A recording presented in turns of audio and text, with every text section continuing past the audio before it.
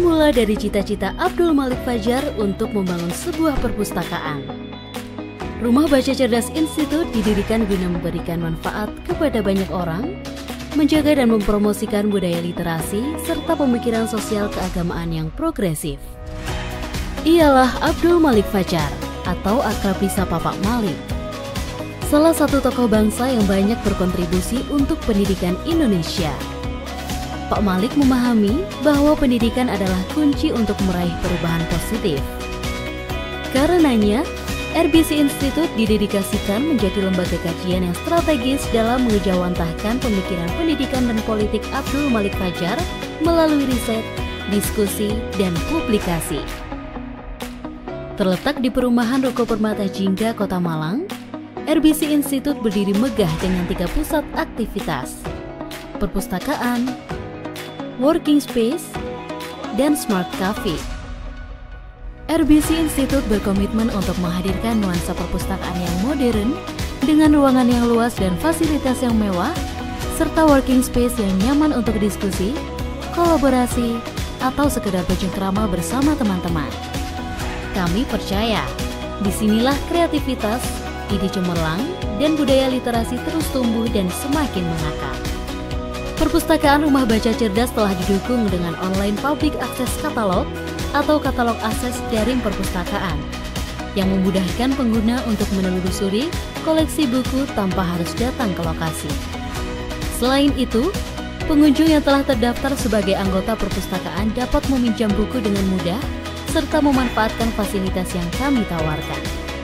Layanan lain yang tersedia seperti peminjaman tempat untuk berbagai aktivitas literasi, kolaborasi program, serta berbagai diskusi publik yang diikuti semua kalangan dan berbagai layanan lainnya.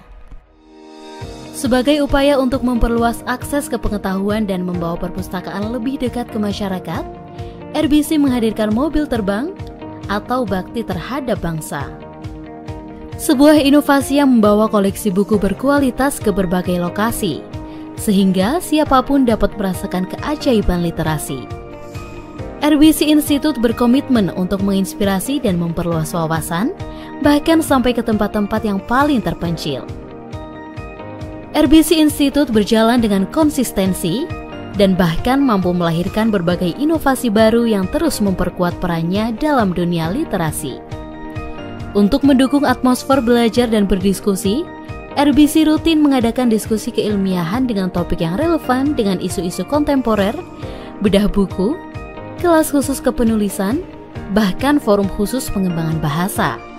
Dengan kesungguhan dalam menjalankan program-program ini, serta komitmen untuk terus berinovasi, RBC Institute dapat menjadi kekuatan yang berpengaruh dalam dunia literasi dan pemikiran sosial, politik, dan keagamaan yang progresif. Rumah Baca Cerdas Institute adalah tempat bertemunya anak-anak muda yang memiliki wawasan luas, bacaan yang bagus, dan hasrat untuk pengetahuan yang tak terbatas.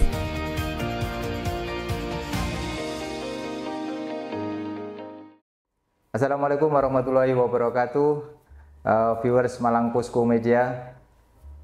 Malam ini kita bertemu kembali di Idea Clubs Malang Pusku Media. Kita sudah kedatangan tamu istimewa ini di studio, Mbak Maharina Novia Zahro, Magister Ilmu Komunikasi. Saya sapa dulu, selamat malam Mbak Rina. Selamat malam Pak Halim. Gimana kabarnya Mbak? Alhamdulillah Pak, sehat. Alhamdulillah. Pak Halim gimana Pak, sehat Pak? Alhamdulillah sehat. Kalau Mbak Rina ini dari wajahnya kayaknya udah lelah ini, datang ke sini dalam kondisi lelah. Habis Rektor Cup ya? Iya, Oke. Saya perkenalkan dulu, panggilannya Mbak Rina ini, beliau Markom Rumah Baca Cerdas Abdul Malik Fajar, Rumah Baca Cerdas Institute Abdul Malik Fajar. Terus kemudian beliau juga Wakil Ketua Nasyatul Aisyah Provinsi Jawa Timur. Wah, ini benar-benar jabatan yang tidak nanggung ini. Nah, beliau juga dosen ilmu komunikasi dan juga di struktural. Dia salah satu staf humas, ya kan, kepala divisi urusan informasi Publik. Ya, Humas dan Protokoler Universitas Muhammadiyah Malang. Kali ini kita akan mengupas tentang ruang aman perempuan makin minimalis. Mbak Rina, mungkin bisa dijelaskan kenapa kok mengambil tema perempuan? Apa karena memang perempuannya atau memang peduli ke perempuan? Terus kemudian judulnya ini menarik, ruang aman perempuan makin minimalis. Betul, Pak. Jadi saya juga berterima kasih ya, Pak ya. Akhirnya ada isu perempuan yang difasilitasi. Jadi bukan karena sayanya sih, saya mungkin mewakili suara-suara para perempuan yang mungkin banyak yang pengen menyampaikan bahwa perempuan ini harusnya punya ruang aman ya. Karena kan mungkin dari fisik sendiri itu berbeda daripada laki-laki, begitu juga dengan beban yang harus ditanggung. Perempuan mungkin juga harus secara kodratnya melahirkan, menyusui, kemudian banyak yang tidak bisa, yang berbeda lah dengan laki-laki. Nah, tapi sayangnya isu-isu terkait dengan itu dianggap mungkin kurang penting ya, atau kurang pantas untuk disampaikan. Itu menjadi beban tersendiri bagi perempuan ya, itu secara kodrat silahkan ditanggung sendiri gitulah, seolah-olah publik itu merasa demikian. Sehingga saya yakin isu-isu seperti itu akhirnya karena secara pemahaman kurang difasilitasi dan didukung agar bisa menjadi isu publik, sehingga media-media pun mungkin jarang yang menyampaikan terkait dengan kebutuhan perempuan atau isu perempuan itu. Nah, saya akhirnya mungkin melihat bahwa karena itu penting dan perlu untuk disuarakan lebih, akhirnya memilih untuk menulis di media-media yang jarang mungkin ya, jarang meng-highlight isu perempuan.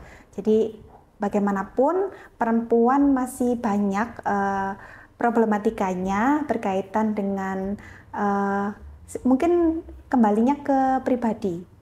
Kayak tadi, isu reproduksi, isu secara kodrat tuh harus menanggung beban banyak hal yang akhirnya berkaitan dengan kondisi atau kebijakan yang tidak pro terhadap perempuan gitu. Nah, dengan menulis isu perempuan ini diharapkan mungkin ya, saya berharap gitu ya, orang-orang bisa lebih aware, bisa lebih paham dan peduli terhadap isu perempuan gitu, Pak.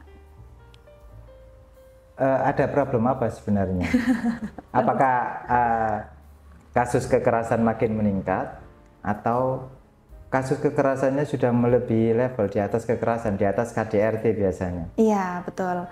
Kalau tadi saya flashback sedikit terkait dengan makna kata ruang aman yang minimalis, saya mungkin merasakan ya, bagaimana perempuan-perempuan itu ternyata tidak cukup memiliki ruang aman gitu bagi kami perempuan, terlebih ketika mungkin sedang bekerja, sedang ada di ruang publik, itu kadang masih terjadi kekerasan, pelecehan, dan juga tadi tidak ada ruangan yang bisa membuat kita nyaman berada di tempat itu. Seolah-olah dimanapun kita berada sebagai perempuan, kita harus waspada gitu.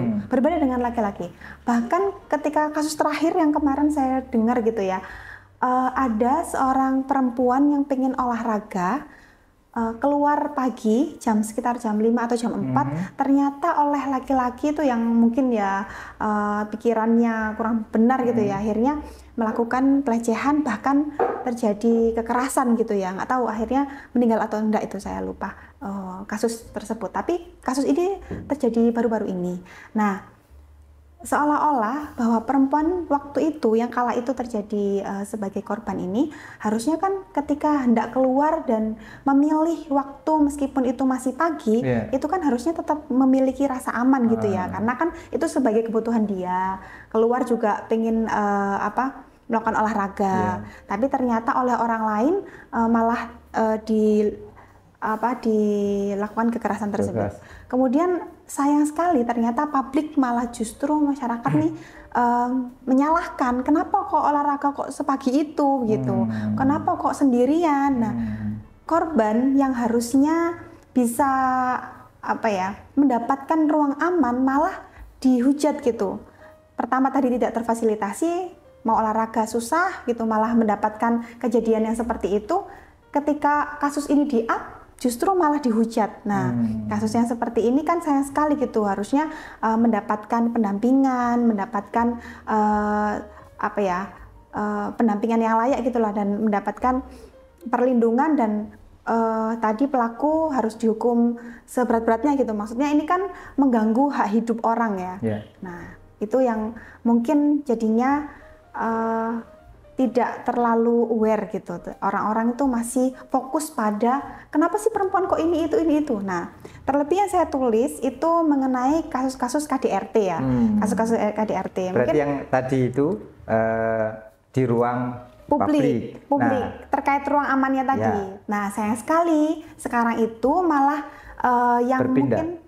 mungkin orang-orang di ruang publik tadi kan sudah menyalahkan ya. Nah, ini yang lebih sulit lagi menyelesaikan masalah yang terjadi di dalam rumah tangga. Yang orang-orang mungkin melihat bahwa itu adalah kasus privasi.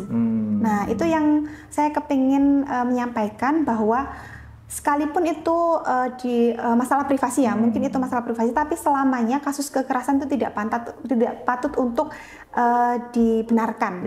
Apapun kasus kekerasan itu, termasuk apalagi pelakunya, ini suami sendiri, keluarga terdekat gitu ya, orang terdekat, entah nanti orang tua ke anak, suami istri dan lain-lain. Tapi kasus kekerasan yang dilaksanakan entah itu di ruang privasi gitu ya, itu selamanya tidak bisa dibenarkan. Nah, ini yang mungkin tidak banyak orang menerima. Banyak juga yang menyampaikan bahwa itu kan kepala rumah tangga, itu cara mereka mendidik istrinya gitu. Nah, padahal Rasulullah juga nggak mengajarkan waktu kekerasan gitu loh, untuk mendidik istrinya gitu lah. Betul. Nah, itu yang saya sayangkan gitu lah. Akhirnya ya udahlah saya tuliskan ini. Apalagi mungkin sekarang ini ada isu femisida. Jadi femisida. Apa itu? Jadi aktivitas kekerasan atau bahkan hingga pembunuhan yang dilakukan gara-gara berbasis gender gitu lah. Karena perempuan jadi semakin pengen dihabisi. Kenapa itu terjadi? Karena punya tadi yang superioritas tuh laki-laki, jadi berhak apapun. Jadi ada hasrat untuk pengen melemahkan tadi atau melakukan sesuatu yang lebih dominan terhadap perempuan hingga kebablasan sampai kekerasan, pembunuhan dan lain-lain. Nah, itu. Berarti dari yang Mbak Rina tadi sampaikan sampai pada kesimpulan, kalau di ruang publik saja seorang perempuan merasa tidak aman, masih bisa diganggu oleh orang lain, apalagi ya kan di lingkungan keluarga ya yang lebih dekat dengan orang-orang itu juga punya potensi untuk itu, sehingga kemudian Mbak Rina punya kesimpulan ruang aman itu makin minimalis gitu kan. Betul, harusnya yang tadi keluarga bisa melindungi kita, justru malah keluarga ini menjadi sumber kekerasan tadi, itu kan yang sangat disayangkan. Jadi semakin tidak ada gitu, udah habis ini ruang amannya. Oke.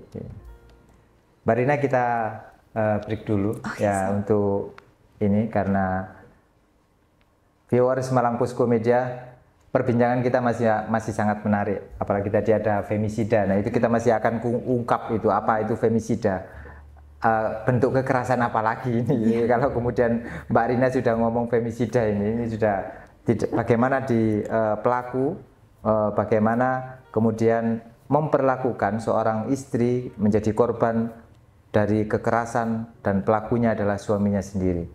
Kita nanti lanjut pada sesi selanjutnya.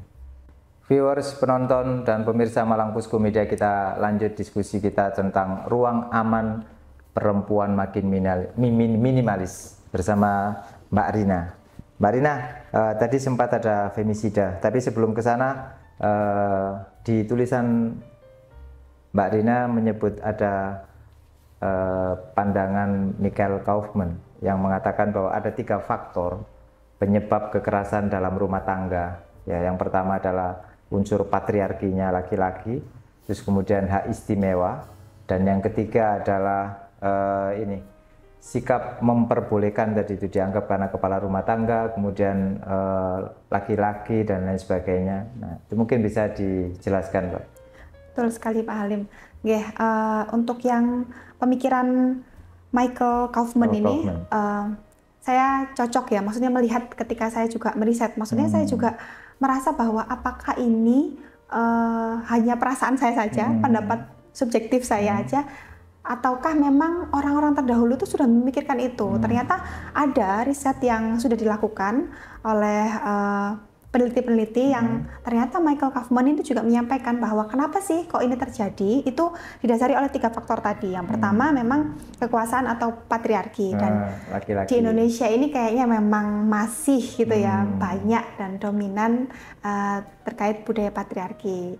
Mungkin kalau dulu-dulu itu banyak raja-raja ya, raja-raja laki-laki ya, yang dulu sebelum akhirnya sekarang gitu kan, yang tidak ada raja-raja pun, tapi orang tuh laki-laki tuh masih mendominasi gitu.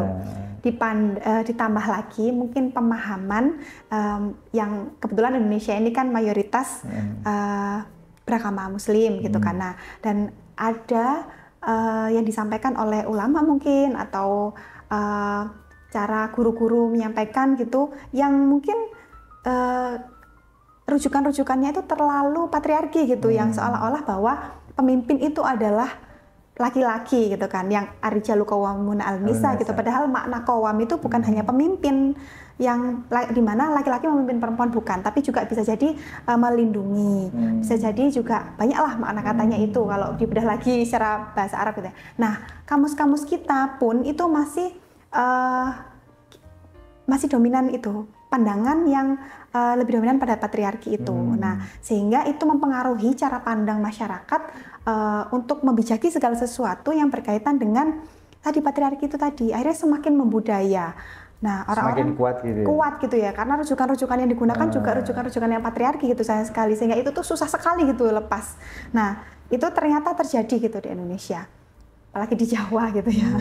Nah, padahal kalau di Jawa itu kan namanya suami istri itu kan garwo ya, sigaraning nyawa. Lah itu kan setara ya, maknanya itu setara, bukan yang kayak laki-laki memimpin perempuan gitu kan, bukan, tidak ada itu, tapi mereka keduanya laki-laki dan perempuan, suami istri ini setara, sigaraning nyawa, berarti kan belahan dua ya, saling melengkapi. Saling melengkapi, maknanya itu setara, maknanya setara, sigaraning nyawa gitu.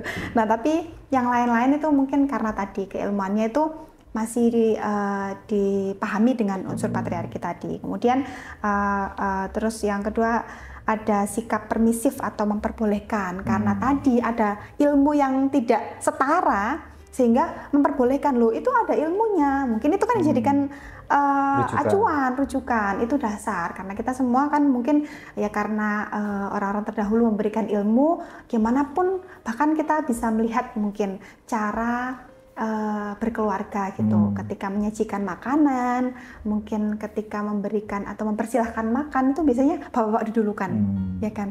Padahal yang rekoso itu biasanya ibu-ibu gitu ya, yang masak, ya ngurusin anak, ya menata dan lain-lain. Tapi yang makan duluan yang laki-laki, dianggap yang lebih pantas laki-laki. Nah itu susah sekali itu kalau misalkan, ya kenapa nggak kita makan bareng-bareng saja laki-laki dan perempuan. Bahkan kalau di keluarga mungkin seorang ibu rela untuk menyimpan perasaannya yang mungkin sudah lapar, tapi karena tadi takut atau merasa bahwa pemimpin duluan, kepala rumah tangga duluan yang harus makan, jadi nggak makan pun dipersilahkan yang bapaknya dulu ataupun suaminya dulu. Bahkan mungkin bilang ke anaknya, kok ibu belum makan gitu, sudah tadi gitu kan. Sampai ada iklannya kan, mungkin dibuat cerita-cerita, akhirnya diadopsi di sinetron-sinetron yang itu tuh aktivitasnya seperti itu, mengcapture budaya kemudian disiarkan, semakin menguat, semakin diedukasi hal-hal yang kecil itu. Nah, kemudian juga privilege gitu ya, yang karena tadi sudah laki-laki diberikan keistimewaan untuk memimpin, diberikan kesempatan untuk mengatur, semakin menjadi jadi dan semakin arogan. Mungkin kalau kita belajar sedikit tentang kepemimpinan feminis gitu ya, laki-laki ada kata feminisnya itu, nggak ada tuh yang saling mendominasi. Kepemimpinan feminis tuh bareng-bareng bisa maju bersama, mengkritik tanpa menjatuhkan. Jadi ada kesetaraan di dalamnya.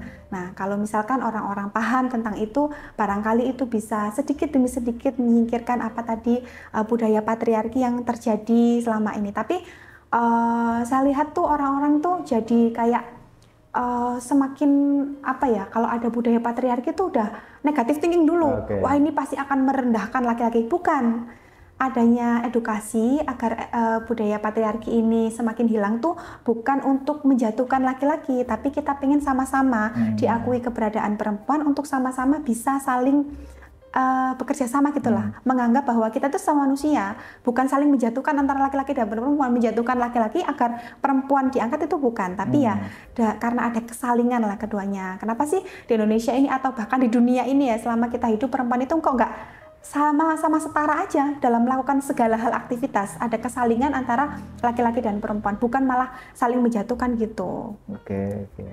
Nah itu kemudian yang akhirnya dipahami salah di dalam konsep secara umum. Betul. Karena 3 privilege tadi itu, karena superioritas laki-laki, unsur patriarkinya, kemudian istimewanya, dan kemudian permisifnya masyarakat terhadap laki-laki sebagai ar-rijalu qawwamuna 'alan nisa tadi itu, maka kemudian kebablasan. Ya, kebablasan dalam rumah tangga, bahkan banyak yang harusnya melindungi justru malah arogan tadi, menghabisi. seolah-olah Nah, ada yang menghabisi. Tadi di tulisannya Mbak Rina kan bukan sampai pada malah menghabisi, betul. Bukan pada hanya tidak kekerasan, bukan hanya memukul, bukan hanya menempeleng atau ini, tapi sudah pada tindakan, ada perilaku sampai membunuh. Meskipun saya tertarik dengan sikat gigi itu gimana maksudnya? Oh iya, bukan. Itu ada kasus. Jadi mungkin sampai meninggal gara-gara dengan dipukul sikat gigi. Ditusuk sama sikat gigi. Sikat gigi itu kan tumpul ya, karena badannya saya nggak tahu, kayaknya dada deh. Kayaknya di luar Jawa juga ini. Saking, nah itu kenapa ya ketika laki-laki marah, ya mungkin karena merasa dominan tadi, sangat dominan terhadap perempuan, sehingga tidak memperkirakan gitu ya, itu kan benda tumpul. Kemudian dipukulkan pada tubuh perempuan, kok nggak ada rasa kasihan, kok nggak ada rasa ya gimana ya, ayam aja disembelih itu pakai pisau yang harus tajam gitu kan ya. Nah tapi nggak tahu ini mungkin karena saking pengen arogansinya tadi, pengen menghabisi gitu, jadi apapun dilakukan, jadi dipukul-pukulkan, ya gimana, itu produk patriarki itu bisa sampai ke aktivitas femisida ini. Femisida itu adalah produk patriarki yang terlalu tinggi gitu, sehingga muncullah. Ini eranya era baru apa sudah ramai? Mungkin perlu saya tulis lagi setelah ini. Maksudnya munculnya itu tahun berapa? Sudah femisida? Lama. Saya kurang tahu tahun berapa, tapi di luar negeri itu sudah ada kajian tentang kebijakan hukum yang berkaitan dengan femisida tadi. Jadi pembunuhan, kekerasan yang berbasis gender tadi dilakukan untuk menghabisi perempuan, tapi ini karena sudah sering sehingga ada klaster khusus namanya femisida itu. Femisida. Iya, nah di Indonesia Komnas Perempuan itu sudah mengkaji, membandingkan kalau kasus-kasus yang tadi berdasarkan dengan produk patriarki tadi, berarti kan mengarah ke femisida tuh. Nah, gimana treatment khusus itu? Jadi di Indonesia tuh belum ada. Belum ya, berarti masih pengetahuannya sudah masuk, tapi sudah masuk. Komnas Perempuan sedang mengkaji gimana caranya nih kasus yang berkaitan dengan pembunuhan perempuan, kekerasan terhadap perempuan yang dilakukan secara berkali-kali ya. Ini biar menjadi kajian hukum tertentu gitu. Jadi spesifik. Kalau udah kayak gini harus hukumannya berat gitu. Menarik ini. Betul, berarti kekerasan dalam rumah tangga ataupun kekerasan di luar rumah itu masih bisa diklasifikasi lagi, betul, apakah itu spontanitas ataukah ada unsur ini, ataukah tadi yang Mbak Rina katakan tadi ini masuk golongan yang sudah benar-benar memang unsur memang menghabisi ini yang luar biasa bahaya. Kalau mungkin di luar negeri, kalau udah pertama kali melakukan aduan ke kepolisian gitu ya, mungkin sudah langsung diamankan, ada shelter khusus, kemudian juga ada pendampingannya, jadi itu diamankan dulu biar nggak berkali-kali gitu kan. Kalau di Indonesia ini udah laporan itu udah meninggal, ya kan, laporan udah babak belur gitu loh. Nah itu pun masih dibiarkan kembali ke rumahnya. Nah mungkin saya juga tambahkan paralegal kan di dalamnya itu. Jadi, tahan dulu. Ini kita break dulu. Kayaknya lebih akan menarik nanti di sesi selanjutnya. Mbak Rina, kita break dulu.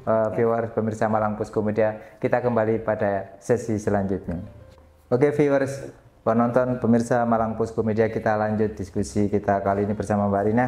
Kita tetap membahas tentang ruang aman perempuan makin minimalis. Mbak Rina, terkait dengan lemahnya perlindungan terhadap perempuan, bagaimana?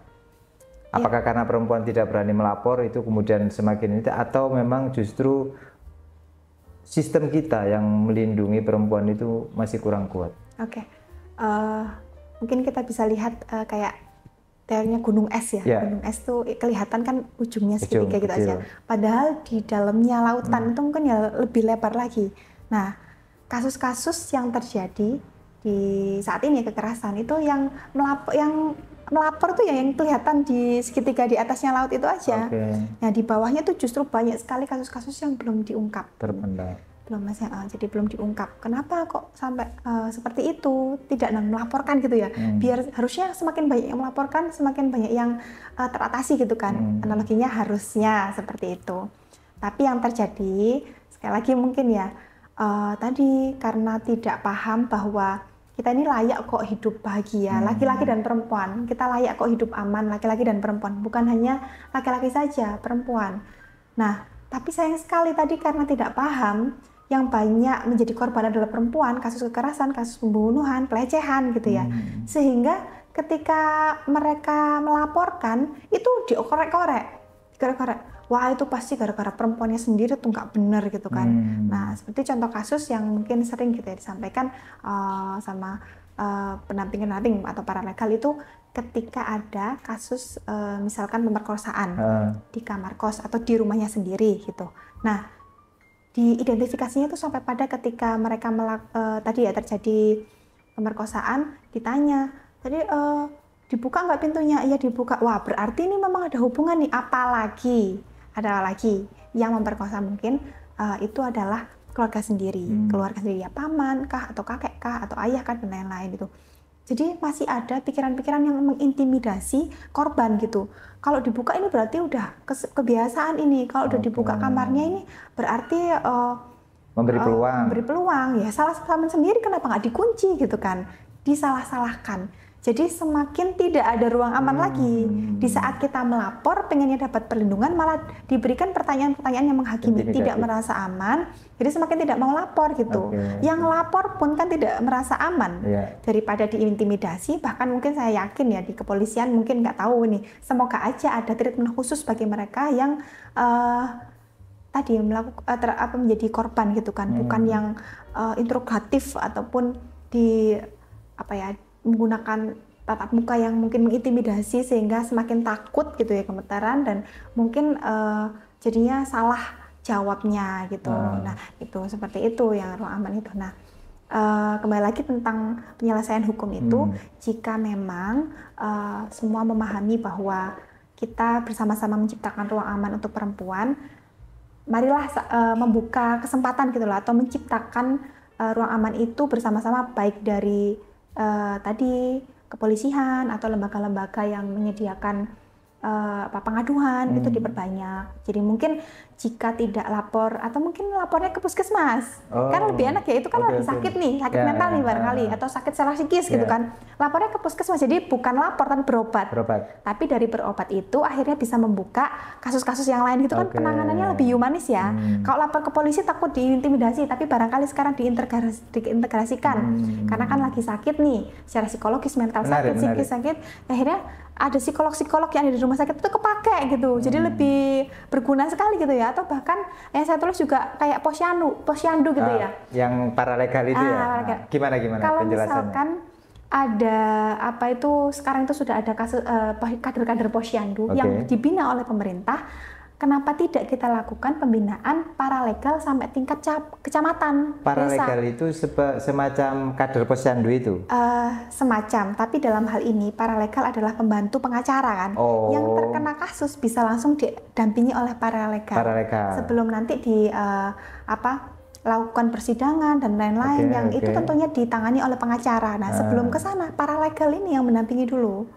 Di tiap desa berarti? Di tiap desa. Jadi mungkin sekarang kenapa kasus itu tidak sesuai dengan kenyataan gitu ya. Mungkin banyak kasus yang perempuan malu atau takut melapor karena tadi ruang amannya kan minimalis. Maka kita ciptakan, kita buka lebar ruang aman seluas-luasnya sampai pada penanganan di dekat desa masing-masing. Sebelum perempuan itu babak belur maupun meninggal dilaporkan oleh tetangganya, maka kita siapkan dulu antisipasinya untuk membuat tadi menyiapkan kader-kader paralegal di misalkan puskesmas tadi. Siapapun bisa mendelegasikan mungkin di setiap RT atau setiap desa untuk bisa dilatih bagaimana sih menjadi pendamping ketika ada kasus gitu. Jadi belum sampai babak belur tuh udah bisa enak cerita. Itu didampingi lagi dengan psikolog gitu kan. Jadi niatnya cerita nih psikolog, tapi karena loh kok ada indikasi kekerasan, maka ada paralegal. Jadi bisa bertahap nih. Oke. Berarti kalau bayi kan ada tahapan imunisasi macam-macamnya. Nah ini yang kasus kekerasan nggak langsung ke polisi, tapi ditampung paralegal ini kemudian melakukan pembinaan biar tidak terlampau tidak sampai pada urusan hukum misalnya, tapi selesai. Ketika gitu kan, udah selesai kan kita ada pembinaan tuh. Barangkali masuk juga dari penyuluh KUA. Karena KUA ini kan kaitannya dengan keluarga ya. Jadi mungkin sekarang juga penyuluh-penyuluh tuh lebih intens lagi dalam mengedukasi gimana cara membangun keluarga yang setara. Jadi bukan hanya sakinah mawaddah warahmah, tapi punya perspektif yang setara.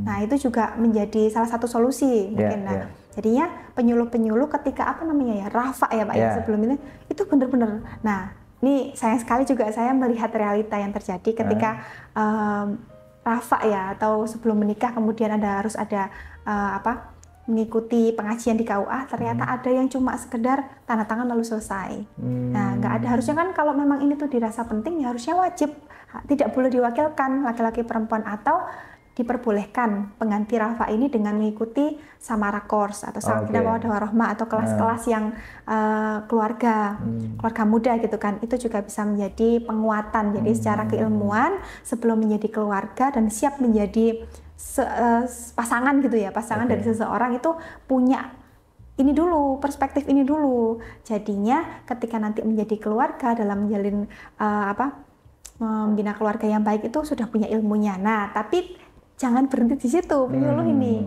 Mungkin ada lanjutannya. Jadi mungkin ketika ada kasus itu juga bisa kan melalui penyuluh, sehingga mungkin memanggil kedua belah pihak sampai memediasi. Itu juga bisa. Jadi belum sampai melakukan kekerasan sudah selesai solusinya, sudah ada yang membina.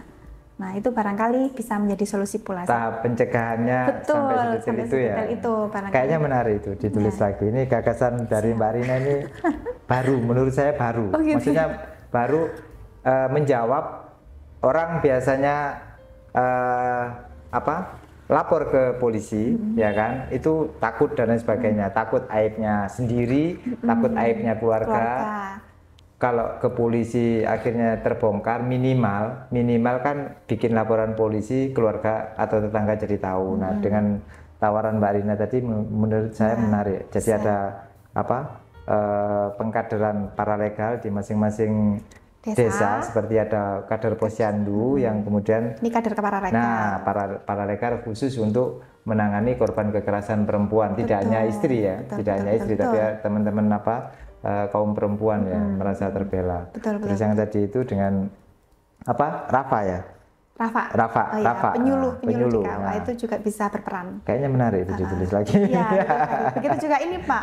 Ini percuma saja kalau ini hanya sekedar ide ya. Tapi kalau misalkan pemimpin yang tidak punya perspektif tentang itu, tentang isu perempuan itu, saya yakin itu tidak akan goals. Nah, jadi mungkin ini ada kaitannya dengan pentingnya perempuan menjadi pemimpin. Karena punya perspektif itu, paham kebutuhan, sehingga banyak kebijakan-kebijakan yang bisa berperspektif perempuan. Nah ini sayangnya Mbak Rina ini nggak nyalon. Sayangnya Mbak Rina ini nggak nyalon ini calon. Tapi para wali kota, bupati bisa mengadopsi loh. Ini pikirannya bisa jadi. Nah, di Indonesia Pak, yang jadi gubernur perempuan siapa? Baru Bu Khofifah kan. Terus ada di kepala daerah tuh 2 atau 3 gitu di luar Jawa. Sama Jawa Barat kayaknya itu ada salah satu.